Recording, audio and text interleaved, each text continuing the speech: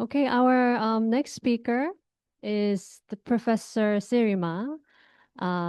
Professor Sirima is an associate professor of environmental and sustainable engineering at Chulalongkorn University, vice president of the Thai Association of Air Quality, Climate and Well-being, deputy director for academic affairs at the Center for Clean Air Solutions Master Plan, and an advisor to Thailand's ad hoc committee reviewing the Clean Air Bill. And Professor Sirima has prepared a short video for us to introduce the practical implications and contributions of low-cost sensor technology to air quality management and policy implementation. So may I ask our technical team to play the video, please? Good morning, everyone. Well, even I prepare the video for you, but I would like to expand a bit before the video start because of my topic is lower cost sensor or LCS, but it's a bit like Mr. Akim said, LCS is not the wonderful tool. It is just a tool, right? But you need to know what is exactly they will do for your objective.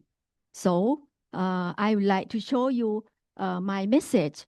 I use the technology, use the AI technology. I think you all know Notebook LM. I turn my message instead of the give you my speech live. I use the video instead, please. All right, let's get right into it. Today, we're talking about a technology that's creating a massive power shift, putting really critical information about the air we breathe directly into our hands.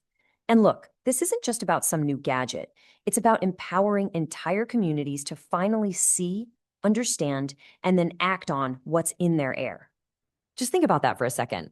Not in your city or even your general neighborhood, but right there on your street, outside your front door. For most of us, that question has been pretty much impossible to answer. Well, until now.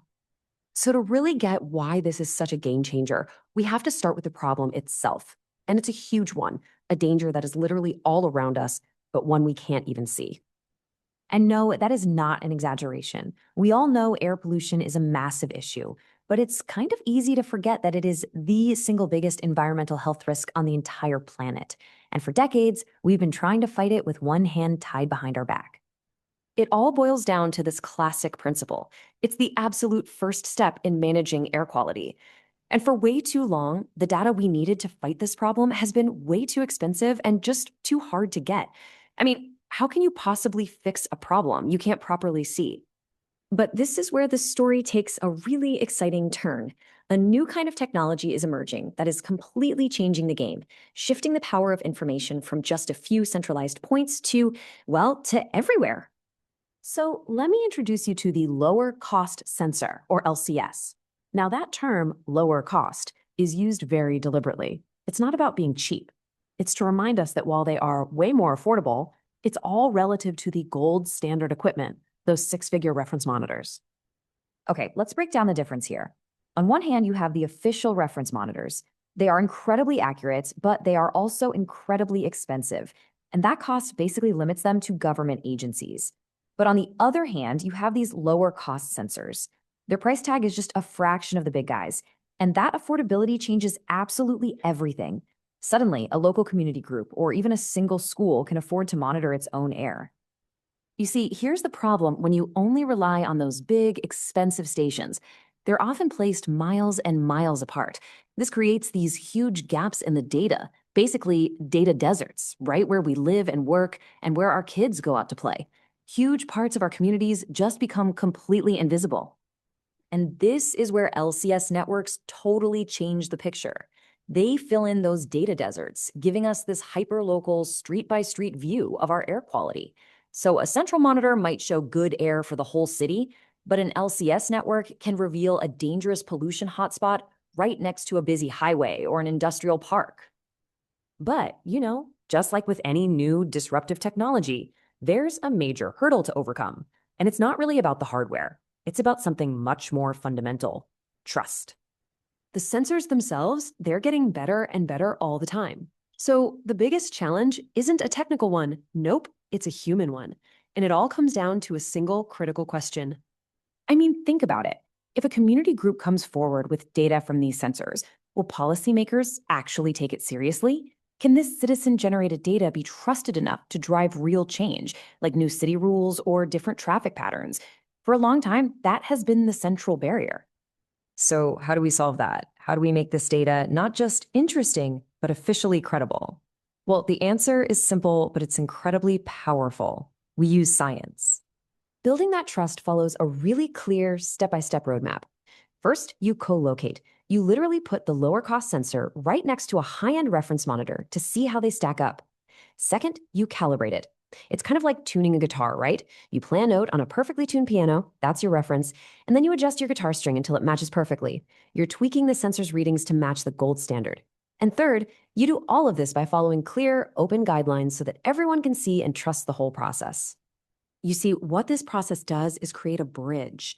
It connects the affordable, super local data that communities can gather with the scientific reliability that policymakers absolutely need to act.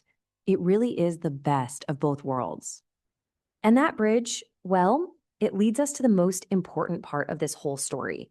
What actually happens when you put this trusted data directly into the hands of the people? When you can actually see the air quality outside your own home, it's not some abstract problem anymore. It becomes personal. And that direct involvement, it sparks community initiatives, real local action, like pushing for green barriers along highways or getting truck traffic rerouted away from schools. It creates this powerful sense of ownership. And this quote just says it all. The numbers stop being these sterile figures on a government website. They become a story, a tool. They become something a community can rally around to advocate for its own health and its own well-being. Now, let's be super clear about this. Lower cost sensors are not here to replace the big, expensive, super accurate reference networks. They are here to complement them, to amplify them. The best way to think about it is teamwork. The official network provides that anchor of scientific accuracy, and the LCS network provides the incredible detail and the community engagement. So we're going to end by coming all the way back to that first question.